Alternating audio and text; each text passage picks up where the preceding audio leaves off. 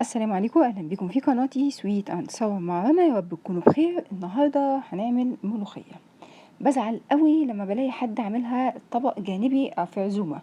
يا جماعه دي اصلا عزومه. بصوا محطوطه الفرد، بصوا الشكل. شايفين وجبه فرد ملوخيه عامله ازاي؟ ما بالكم بقى تبقى في عزومه عامله ازاي. هنعملها بطريقه سهله وبسيطه. وممكن في ناس يعني ما بتبقاش لسه زي كده، ما كانتش بتعرف تعمل الملوخيه. هنقول كل حاجه. بسم الله. وهنبتدي. اول حاجه طبعا انا سلقت الفراخ ومصورتهاش لانها مش محتاجه. لكن انا بالنسبه لي الرز والملوخيه هما المهمين. الرز انا هعمله رز بشعريه. بحمره كده في شويه زيت ومعلقه سمنه، يعني دي نص كوبايه من الشعريه محطوط عليها معلقتين من الزيت ومعلقه من السمنه. وبشوح كده او بحمر على نار هاديه. الابيض اللي موجود قصادي ده خلاص لازق في المعلقه، ده كده كده مش هينزل خلاص، عشان يبقى كل الشعريه لونها واحد.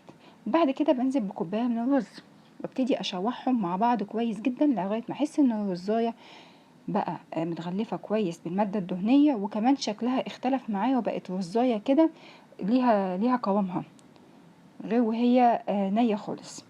ممكن بقى نحط كوبايه رز وكوبايه شعريه، نص كوبايه شعريه وكوبايه رز، كوبايه الا ربع من الشعريه وكوبايه رز زي ما انتم عايزين. انا بحط نص كوبايه من الشعريه وكوبايه من الرز.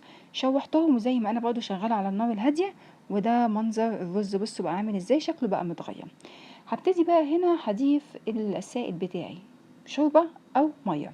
للامانه انا ما بحبش احط دايما ابدا الرز فيه شوربه. ليه؟ علشان الرز بيبات عندي، فممكن بكره مش هاكل رز، فمش هينفع اسخن الرز اللي عندي.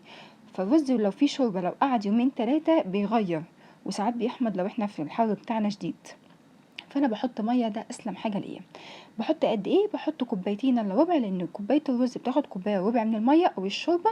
ونص كوبايه الشعريه بيبقى قصادها برضه نص كوبايه ميه او شوربه. بعد كده بحط عليها معلقه صغيره من الملح، لان كوبايه الرز بتاخد معلقه صغيره من الملح. اهدي النار واسيبه 10 دقايق. بصوا ده منظره بعد ال10 دقايق، شايفين الجمال اهو. مفيش اجمل من كده. هشيله بقى على الجنب وابتدي بالملوخيه. الملوخيه ليها اكتر من طريقه. انا بعمل ايه؟ انا بجيب شويه سمنه، معلقه سمنه كده، واشوح فيها فصين 3 من الثوم. انا عايزه ريحه الثوم بس مش عايزاه ياخد لون، فنشوح بس الثوم بتاعنا. واول ما هيبتدي ياخد اللون كده، هو زي ما انتم شايفينه دهبي فاتح قوي، هنزل بالشوربه. نصيحتي ليكم ان دايما الشوربه تكون قليله جدا. ليه؟ علشان لو حطينا ملوخيه وجت طلعت ميه، ممكن ما يكونش عندنا ملوخيه تاني. انما نحط شوربه قليله ونحط ملوخيه كتير فنقدر نظبطها، فنقدر نزود شوربه تاني. متفقين؟ طيب. دي شوربة عادي، ملوخية اسفة قصدي، من الفريزر عادي زي ما هي متجمدة كده بطلعها. شاريينها من السوبر ماركت، مخزنينها انتم. ايا كان ما تسيبوهاش تفك، تخرج على طول بتلجها كده في الشوربة. واهدي النار وابتدي احركه كده يمين وشمال، الملوخية فوق وتحت كده، اقلبها كل شوية علشان افكها.